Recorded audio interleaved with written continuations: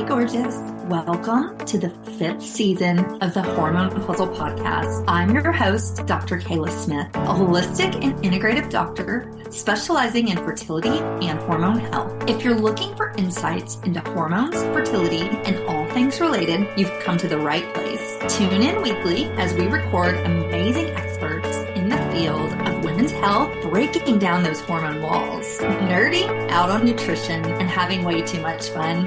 Whether you're beginning your journey or you've been struggling for years, we're going to finally put those pieces of your hormone puzzle back together so that you can get and stay pregnant if that's your goal, as well as eliminate all your hormone-related symptoms for good. Are you ready? This season, we're focusing closely on fertility and hormone health with an amazing lineup of expert guests sharing groundbreaking knowledge, bringing you stories and advice that will support you in your journey.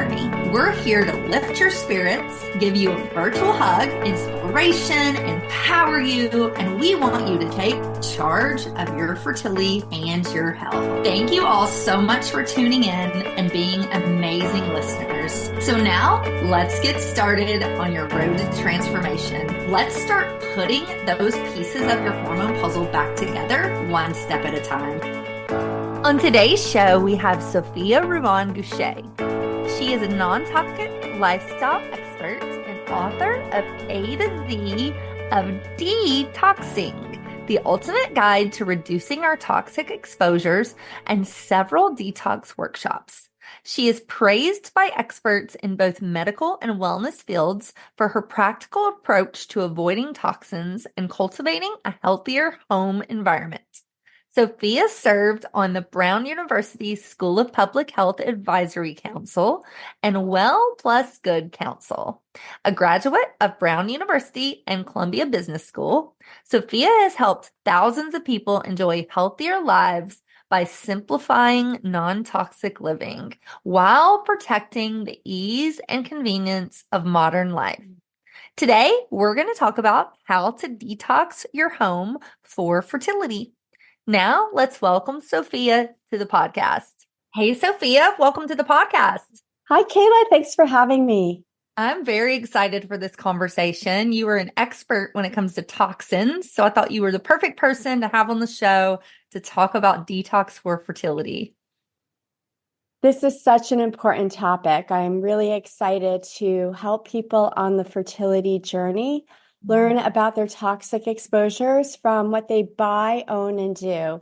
And I love sharing simple tips that people can incorporate. And these tips don't necessarily cost anything. I love that. And toxins are one of the first places I go with my patients as well. I think it's such an important topic. And so many of us are just inundated with toxins all around us from what you just said, all the places. So I think this will be a really valuable show for all of our listeners. I agree. So let's dive into that. Tell us a little bit more about you, how you got into this work, and why are you so passionate about what you do?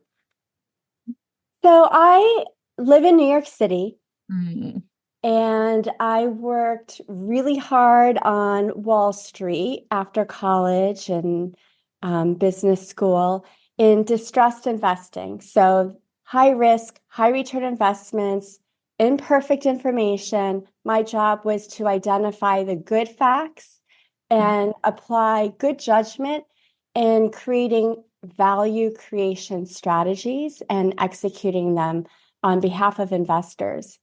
So when I became pregnant or a mom at age 34, I felt very removed from infants and how to take care of them. So I approached motherhood similar to how I approached my job, which is I studied a lot and tried to be really prepared. And every night I'd go through a stack of thoughtfully selected reading materials written by physicians or other trusted authorities or authors to plan out how my daughter should spend her next day, her sleep schedule, her diet, developmentally, what was she going through? So I could guide our nanny to be more verbal and play a certain way, not be on the cell phone while I was at work. And I had a very demanding job. So I'd start this reading around 11 p.m. or midnight after pumping and accidentally come across claims that there were toxic chemicals, heavy metals, and later radiation in household products, and how these carcinogens or neurotoxicants and other harmful exposures were going to influence my daughter's lifelong health and well-being was so alarming. My first reaction was often, this cannot be true. If this were true, a physician would have told me this sooner. But I couldn't ignore what I was reading, so I'd go to the computer and research, are there credible sources to back up what I just read? Usually by 2 or 3 in the morning, I'd realize, yes, I do want to make a safer choice. Then I would be on Amazon and elsewhere to find out what are safer products. So for me, it began with claims that bisphenol A, a hormone disrupting chemical, was often, and probably still is often, in baby bottles, and nitrosamines, a cancer-causing chemical, in baby bottle nipples. In 2007, when my daughter was born, BPA wasn't as well known in America. So I didn't know if I was crazy. I'd spend hours online trying to figure out what's a rational level of concern when the FDA was saying that BPA was fine in the exposures that exist in baby products. Meanwhile, I later learned that other countries were reacting differently to the same body of science. And even China was regulating BPA from baby products. Wow. So it helped to eventually realize that governments around the world, and even within the US, like California, respond differently to the science. So this became my nighttime job. I barely slept. And after a few years, I realized I need my village of caretakers, including my parents and my husband and people who help me clean the home, to be on the same page. So I decided to share what I wish I knew sooner in a book. My first book is called A to Z of D-Toxing. The science is cited throughout, which is not a popular thing to do in a book, but I really wrote it as the daughter of a physician who is very skeptical about things like environmental exposures. And even, my father, I was actually born in Taiwan, and I grew up with my father really trusting Western medicine, as he should. It's amazing. But really looking down upon Eastern medicine, he felt like it was full of it was just quackery. So, I've come to really embrace both. And so I wanted my father and others like him, including our physicians, to be able to flip through the book and see that there is so much research from the European Environment Agency, some from the World Health Organization and the US EPA, so that it could begin to plant seeds of curiosity about how toxic chemicals, heavy metals, and radiation from our technologies are participating in our biology. I love that. And that's so interesting that your father said that that was quackery when Eastern medicine was really born, in Asia and, overseas. So that's interesting. And I love that you took it upon yourself to find the science and to research and to create such an amazing resource. Because as I said earlier, I feel toxins are one of the main things affecting our fertility and our overall health. So it's so important to get this information out there.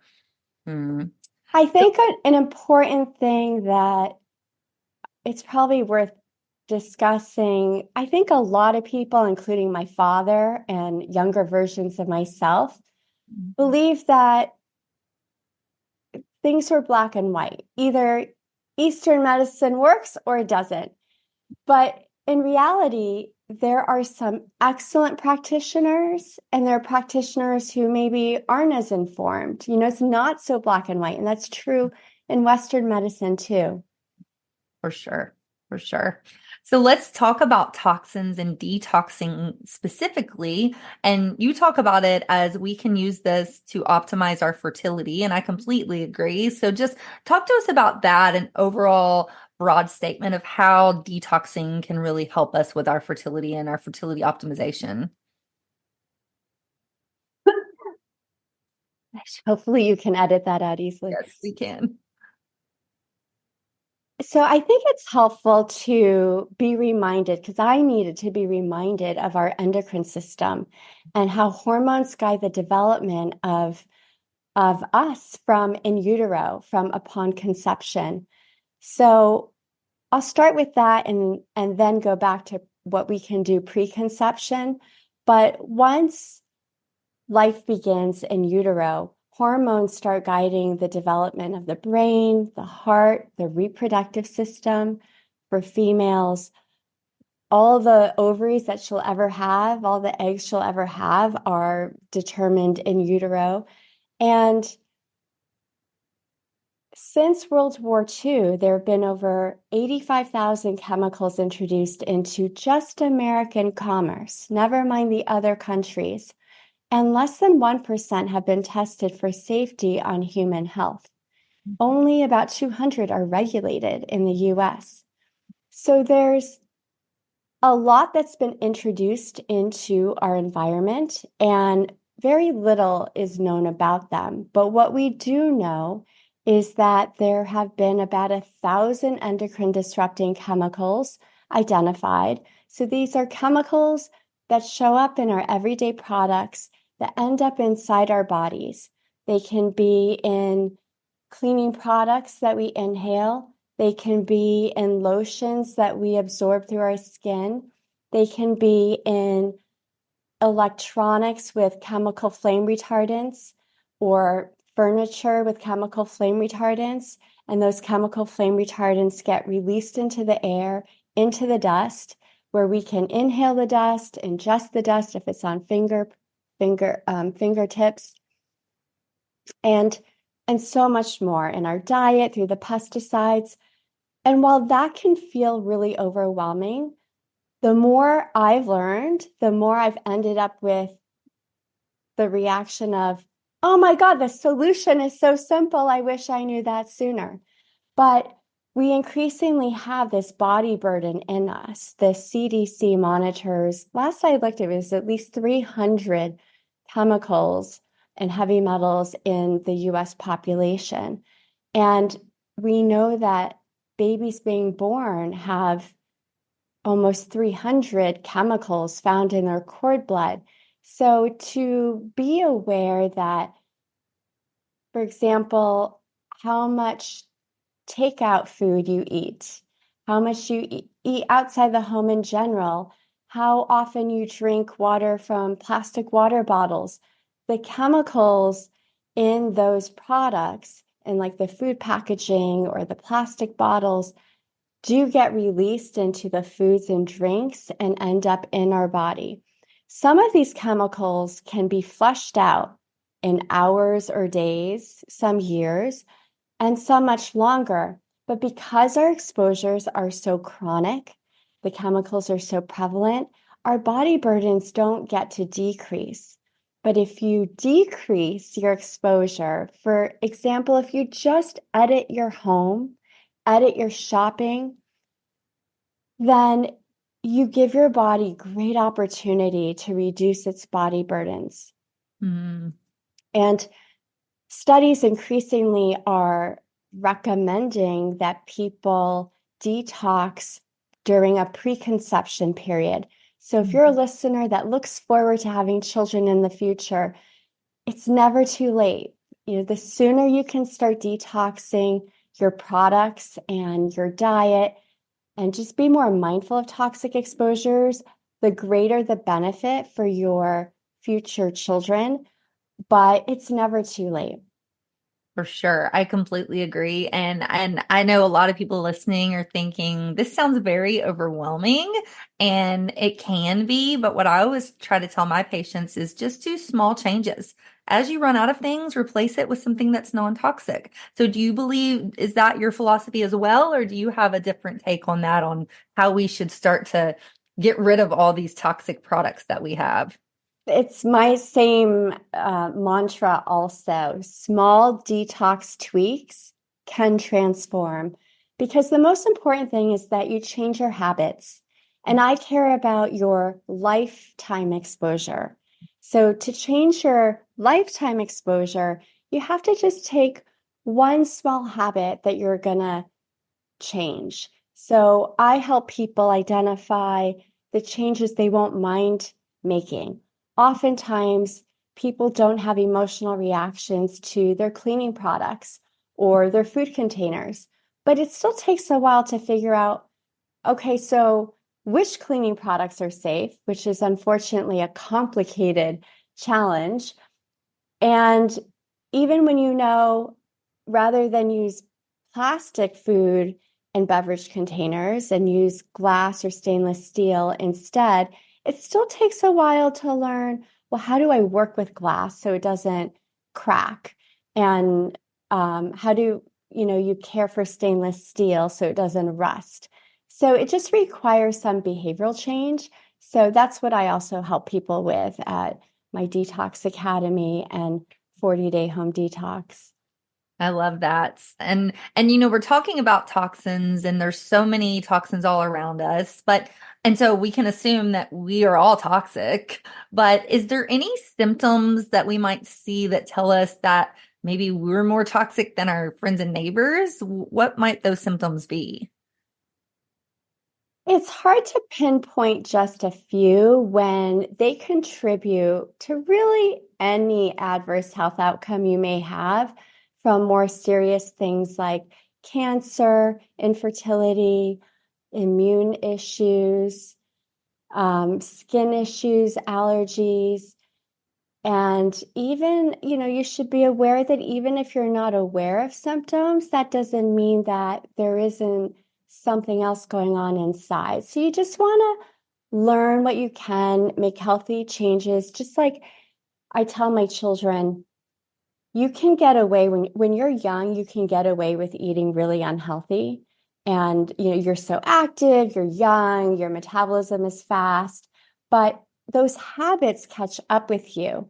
And the harm you're doing to your bodies now can show up later on in life. There's this field called, which I'm sure you know of, fetal origins of adult onset diseases. And science is increasingly understanding that diseases that show up in our adult life have fetal origins.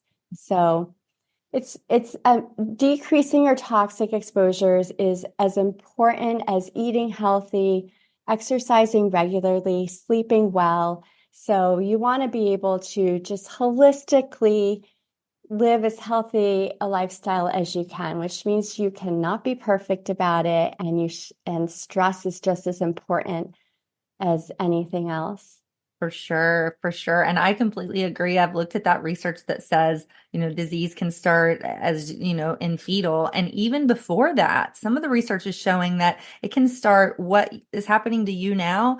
That's going to affect your kids' kids. So even your eggs in utero. So it has generational effects. So as soon as you can learn to detox your life, the better.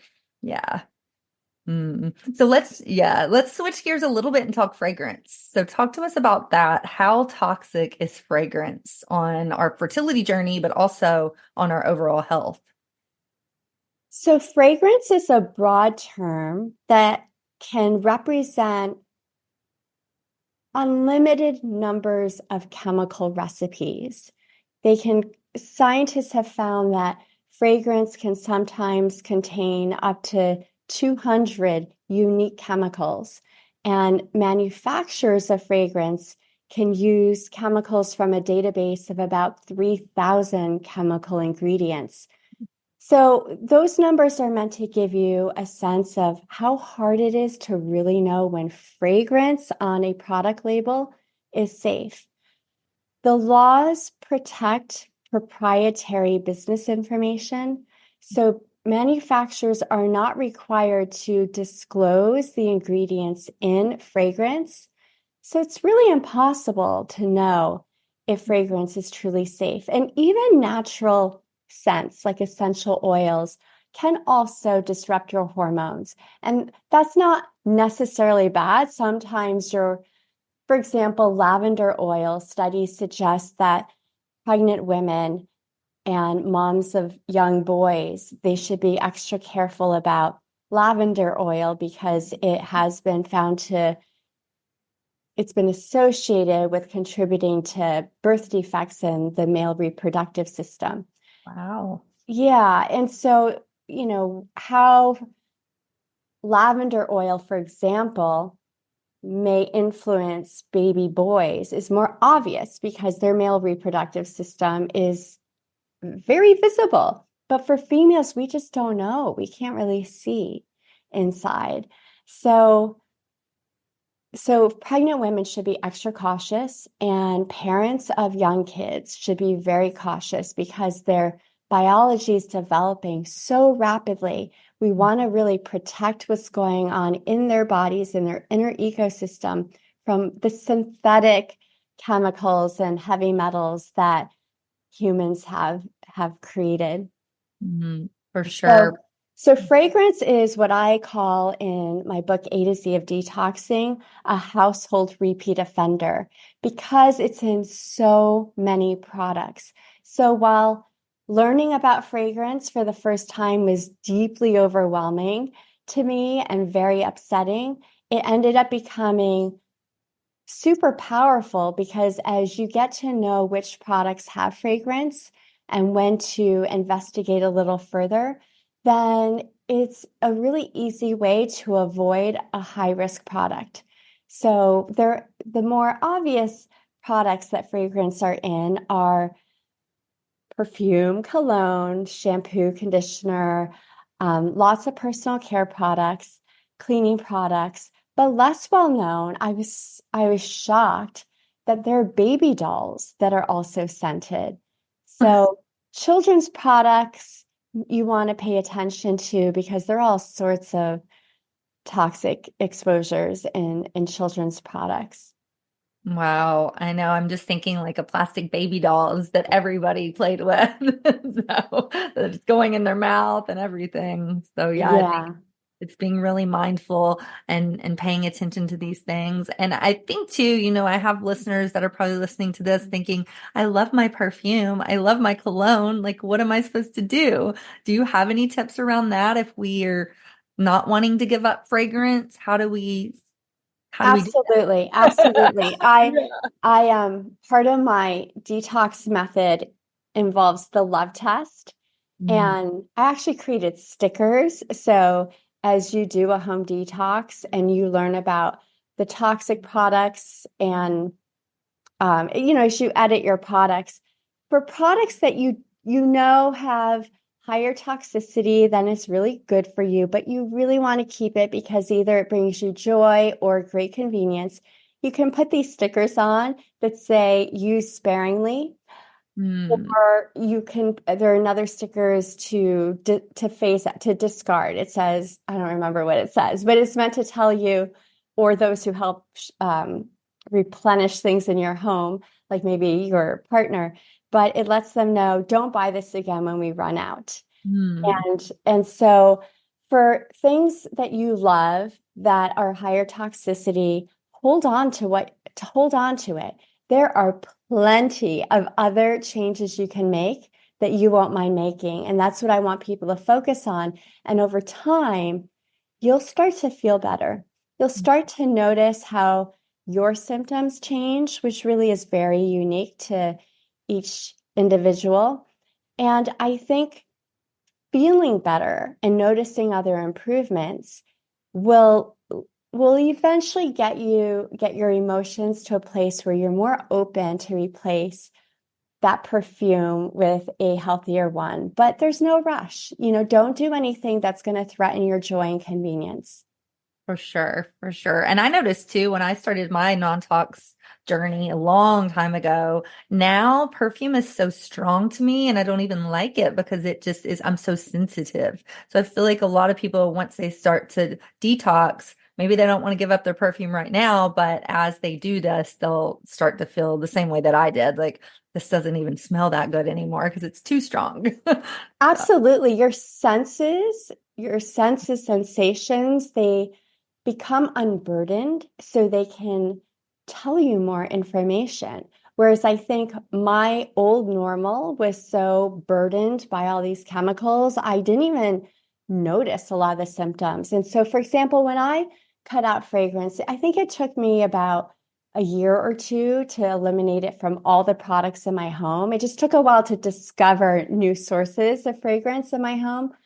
But I didn't notice a new normal till I was on an airplane or in a hotel. And I remember one time being on an airplane near the bathroom, seated by the bathroom. Every time the door opened to the bathroom, I didn't even notice the scent of the cleaning products, but I would feel sensations like a little burning in my chest and stuffy nose, itchy eyes. And I thought, this used to be my old normal. And so you'll have your version of that. And that is information, that's communication from your senses that you're around something that's not good for you. For sure. For sure. So let's talk about EMFs. Talk to me about this. Some people listening might not even know what EMFs are. So let's start with the basic definition and then how do these impact our fertility and our health? EMFs stand for electromagnetic fields, which is basically energy generated from both our wireless and wired technologies. If we just reflect on the fact that the iPhone was introduced to the world in 2007, and then think about all the other products that have been created to communicate with the iPhone, the wireless earbuds or earphones and speakers and entertainment systems, kitchen appliances, or even toilets. There's so many things, even just in our home, that are wireless. And those devices are constantly trying to connect with each other through Bluetooth or with the Wi-Fi router, and some devices with cell towers. Those are different waves of radiation, different waves of energy, and have different characteristics on how they influence our biology. So, for example, this isn't going to be perfect, but as from what I remember, Bluetooth is something like, whereas other radiation, like radiation in an infrared sauna, is really gentle and consistent, not this pecking. And so that pecking energy, just as using Bluetooth as an example, sort of pecks at your cell membranes. Mm. And studies are showing that our blood-brain barrier can become more vulnerable from cell phone radiation and other radiation. And the blood-brain barrier is designed to protect our brain from toxic compounds in our body. So that's just one example of how radiation from our technologies are weakening our natural ability to keep everything inside safe and functioning at an optimal level. In terms of fertility studies, again, male fertility is easier to study. Semen quality is easier to study than female reproduction. But studies have found that laptops on laps and cell phones in pant pockets damage sperm quality. Either the motility or the sperm count and other metrics of sperm. For females, it's harder to really understand the impacts of radiation, but we know from some studies on assisted reproductive technology that these toxic exposures can make achieving a successful pregnancy and a live birth outcome harder. It can take longer to successfully deliver a healthy baby. I haven't yet come across how radiation affects fertility, but there is a doctor at Yale School of Medicine, Dr. Hugh Taylor, who did studies on mice on how mice who were exposed to cell phone radiation in utero were affected. And the study was really designed to look at how cell phone radiation might affect ADHD. Oh, was it fertility? I think so long ago I looked at this, but they learned about adverse outcomes on the exposed mice from the cell phone radiation. They were more likely to have ADHD and other things related to cognitive impairment. Interesting. And so what would be your suggestions around eliminating EMFs from our environment? Because obviously that's a big task. So how can we avoid these as best we can, especially in our home? Well, we can't really live without technology, so that's not even on the table. The number one thing I work on with my family is that they use airplane mode more often. So airplane mode can disable Wi-Fi, Bluetooth, and cellular on your cell phone, because most of us nowadays are carrying the cell phone on our bodies. So if that's the one change you make, which will be a challenge for the rest of your life, then that can really add up to a lot less stress on your body. When my children were young, I mean, they didn't get cell phones till recently, but when they first got cell phones, they listened to me a lot more and we're really good about using airplane mode to disable those 3 types of wireless emissions. And now that they're teenagers, it's harder. They're more rebellious, and that is also a very natural part of human development, that teenagers rebel. But I just want to keep having the conversation about these healthy technology habits so that hopefully when they're in college or beyond, they'll maybe remember it and start doing it. But also, ideally at night when you're sleeping, there's so much you can do around your sleep area. Your sleep area is a really great focus to decrease EMF exposure, because most people won't miss the disabling the wireless emissions. And some studies have indicated that radiation from things like cell phones can undermine your sleep quality. So why don't you detox your sleep area and just see, are you sleeping better? For those who still need cell phones or some kind of technology in their home, and for example, if you have elderly parents and you want to be accessible on your cell phone in case there's an emergency at night, keep your cell phone further away from where you sleep. If you can keep it on a dresser across the room or a nearby bathroom, then that is also better for you, because radiation weakens with distance.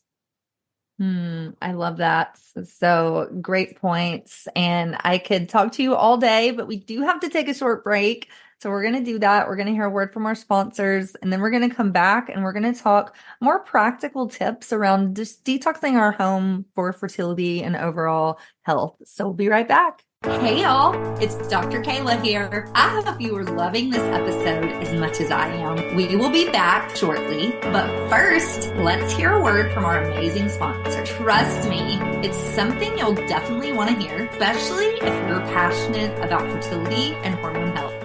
Did you know we have our exclusive herbal tea crafted especially for fertility, hormones, and reproductive health? This isn't just any tea. It's a nurturing blend of 5 potent herbs, each chosen for their unique ability to support fertility and hormone balance. Imagine the benefits of red raspberry, nettles, calming chamomile, antioxidant-rich green tea, white peony, and the delightful rooibos vanilla, all in one soothing cup. This delicious, nutritious tea is perfect for starting your morning or relaxing in the evening. So why wait? Head on over to our website, www.hormonepuzzlesociety.com/fertility-tea to support your fertility journey in the most natural and enjoyable way. Now let's get back to our insightful episode and continue our hormone puzzle journey together. Hey, Sophia, welcome back. Hi, happy to be back. So let's talk practical tips. You gave us a lot of great stuff in the first half, but let's kind of summarize, or if you have anything new for us, top 5 things that you would tell to your clients on how they can start to live this non-talk lifestyle. Well, I'll start with tips that don't cost you anything. Most people don't realize that the US EPA has estimated that indoor air tends to be at least 2 to 5 times more polluted than outdoor air, even in the most industrialized cities. So once you recognize that, the idea of cracking open your windows when outdoor air quality is better than indoor air quality makes so much sense. So the idea of letting your home breathe during evenings, for example, when maybe there's less, I live in New York City, so during the day, there's lots of traffic outside my windows, and in the evenings, there isn't the pollution from vehicles. So evenings are a really good time for me to let my home breathe. You want to be mindful of maybe if you live in rural areas near agriculture, if you have neighbors spraying pesticides, then don't open your windows during those times. If it's allergy season, not a good time. And also if maybe it just rained and there are lots of mosquitoes, then be mindful of mosquitoes as well. But let your home breathe. Whenever there's combustion activity indoors, like if you're cooking, if you're burning the fireplace, burning candles, also candles have fragrance. I forgot to mention that earlier. But whenever there's any kind of burning, there's a greater likelihood that the burning will release toxic fumes or really small particles. So ventilate, either if you're cooking, use the ventilation or crack open the windows during those times. So those are high impact ways to improve your indoor air quality. And if you don't have an air filter already, I do recommend getting one that is most comfortable, the best one for your budget, but you can get it even just for your bedroom. If you do it just in your bedroom, that's a huge benefit. Mm-hmm. Second, dust. Scientists have found dozens of toxic chemicals and heavy metals in household dust. They have found pesticides that were banned decades ago in household dust. So they are, the contaminants they're released from the products in our home, but also just through, they're blown in and they're tracked in through the bottom of shoes. So the way to reduce your exposures to the bad things in dust is to have a no shoes policy at home, which COVID really helped jumpstart that change for most of us. Second, wash your hands before you eat or handle food. But even better is if you also wash your hands after touching electronics, or maybe if you have a sofa that's maybe includes chemical flame retardants. Scientists who study chemical flame retardants, their number one tip is wash your hands often. And so after my children are playing with like touching the remote control or a keyboard, I try and let them know you should wash your hands after, but definitely before you eat. Third, edit your food and beverage containers. Most people still use lots of plastic, which is not only bad for the environment, but studies are increasingly finding that tiny pieces of plastic are leaching into our food and drinks. And also the chemicals that create the plastics get released into our food and drinks. So using more glass and stainless steel is a really great way to reduce your lifetime exposure to toxic chemicals and not necessarily heavy metals, but definitely toxic chemicals. 4, look at your cookware. Do you have non-stick cookware? If so, there's a higher likelihood there are forever chemicals in the coating of the nonstick cookware that can get released into what you cook in the cookware. So safer options are stainless steel, cast iron, and I also use glass for acidic foods, like if you're making tomato sauce, glass is better. But I have a blog that really details cookware, and it lists the specific brands I use because I've realized not all stainless steel is the same. Some are coated with BPA or forever chemicals, and ceramics and ceramic coated cookware. Some studies have found heavy metals like lead in ceramics, so you want to be careful with ceramics too. I think that's 4. 5th. What is 5th? Cleaning products is a really great area of life to detox because that has a big impact on your indoor air quality.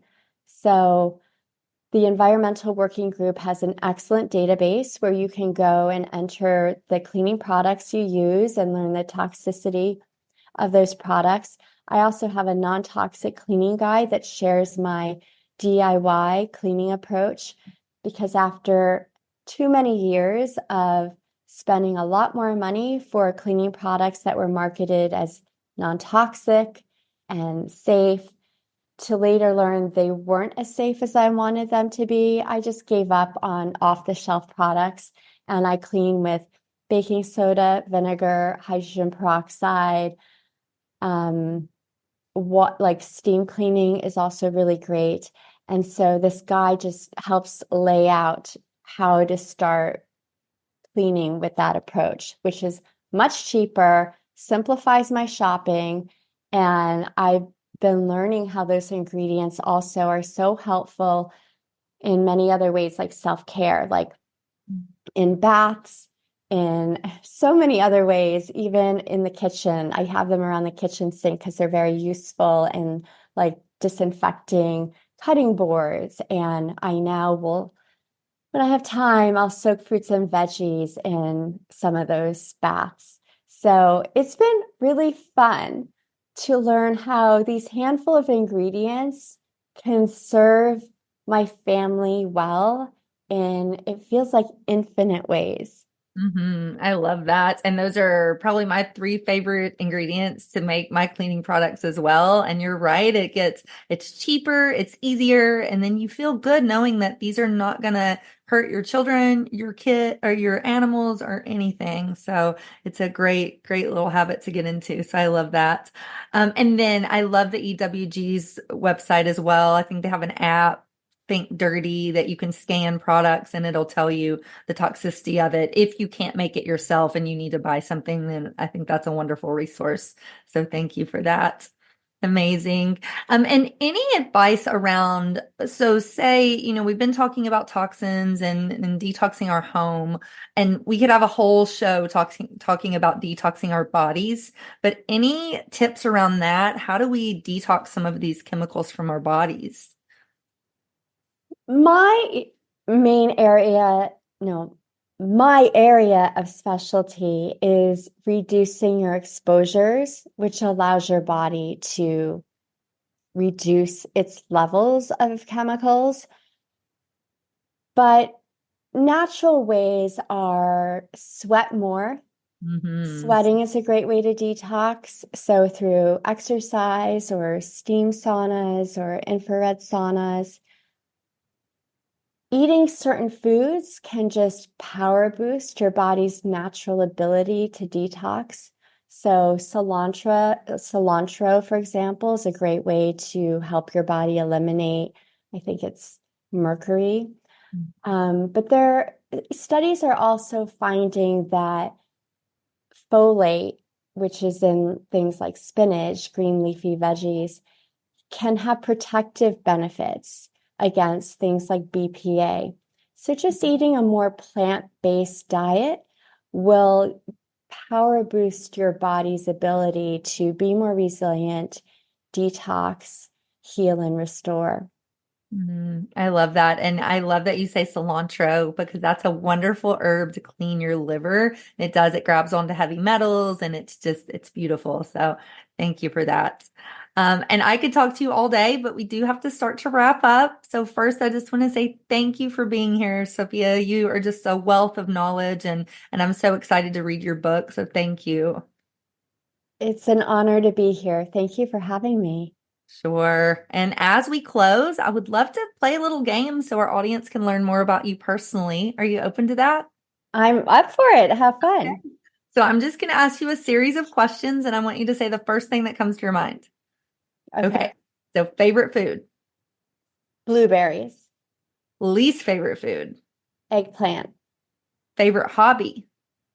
Tennis. One thing you're scared of? Regrets. Someone or something that you love? My family. And last one, favorite quote? I don't remember the exact words, but it's by Maya Angelou, which Oprah repeats often, and it's that the universe communicates in whispers.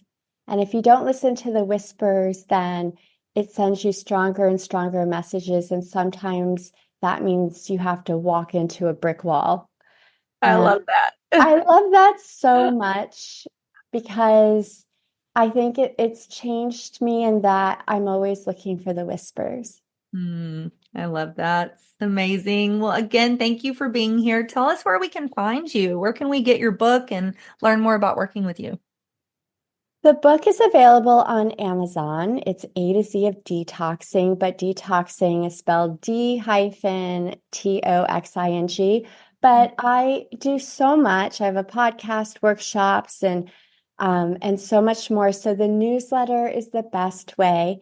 And if you visit ruanliving.com, RUAN living.com, then you can sign up for the newsletter and get access to lots of free stuff and then more curated programs. I love that. I love that. And any final thoughts? What do you want to say to our audience as we close out? That small changes can really transform your life. Amazing. I love that. Well, thank you again for being here. Thank you again. My pleasure.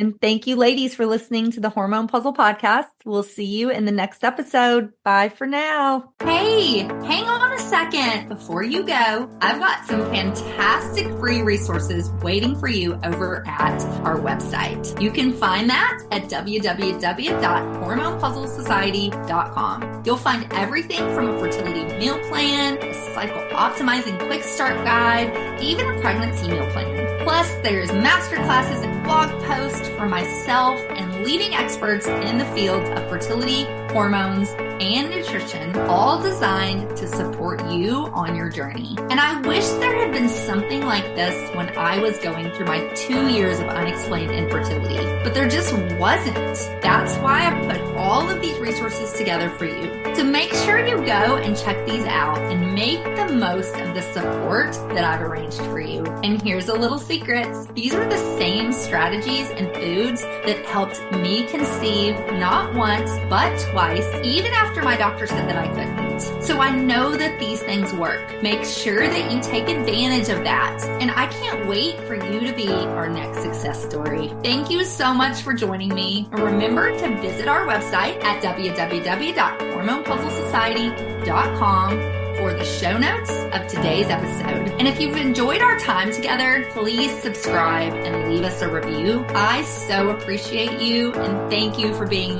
a valued listener. See you on the next episode of the Hormone Puzzle Podcast. Take care and lots of love.